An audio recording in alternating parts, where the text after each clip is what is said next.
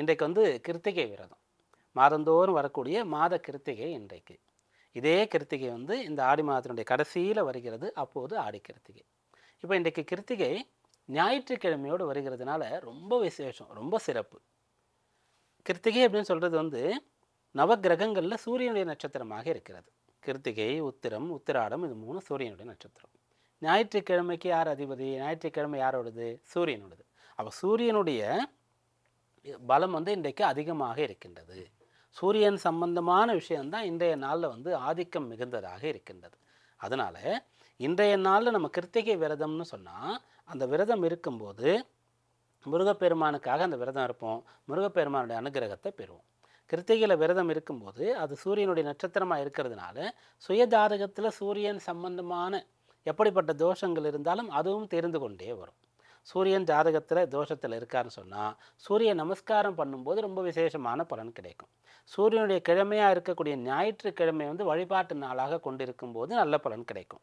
அதுபோல் சூரியனுடைய நட்சத்திரங்களாக இருக்கக்கூடிய கிருத்திகை, உத்திரம், உத்திராடம் இந்த நட்சத்திரங்களில் ஆலயம் சென்று அர்ச்சனை செய்வது, இந்த நட்சத்திரங்களில் சூரியன் சம்பந்தமான ஏதாவது பொருட்களை தானமாக கொடுப்பது, சூரியன் சம்பந்தமான அந்த தானியங்கள் போன்ற விஷயங்கள்லாம் கொண்டு தர்மம் செய்வது, இதெல்லாம் செய்யும்போது மிக விசேஷமான பலன் கிடைக்கும்.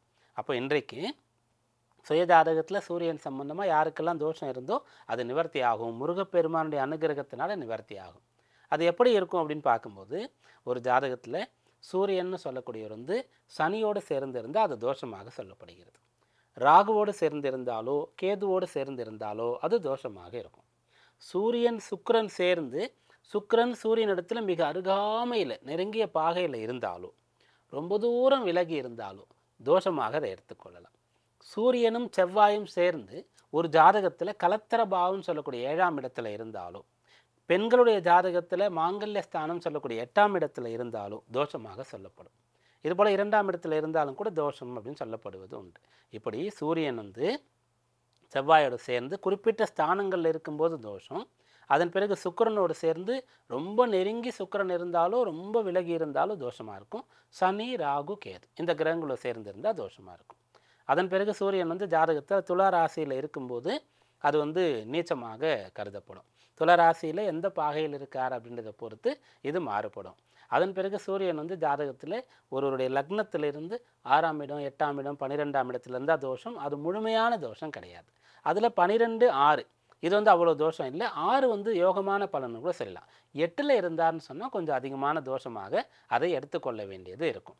இப்படியெல்லாம் வந்து சூரியன் ஜாதகத்தில் இருந்தால் பலம் சூரிய பலம் நமக்கு கிடைக்காம இருக்கும். அப்படி இருக்கக்கூடியவர்கள் தொடர்ந்து மாதந்தோறும் கிருத்திகை விரதம் இருந்தால் நீங்கள் சூரியனுக்குன்னு தனியாக கூட எதுவும் பண்ண வேண்டாம். கிருத்திகை விரதம் முருகப்பெருமானுக்காக இருந்து அவருக்கு போய் அபிஷேகம் பண்ணுறீங்க, அலங்காரம் பண்ணுறீங்க, நிறைய பிரசாதங்களை கொண்டு போய் நைவேத்தியம் பண்ணி நிறைய பேருக்கு விநியோகம் பண்ணுறீங்க அப்படின்னு சொன்னாலே உங்களுக்கு வந்து அந்த பலன் கிடைச்சிடும். அது இன்றைக்கு ஞாயிற்றுக்கிழமையாக இருக்கிறதுனால சூரியன் சம்பந்தமான அம்சம் வந்து அதிகமாகிடுச்சு.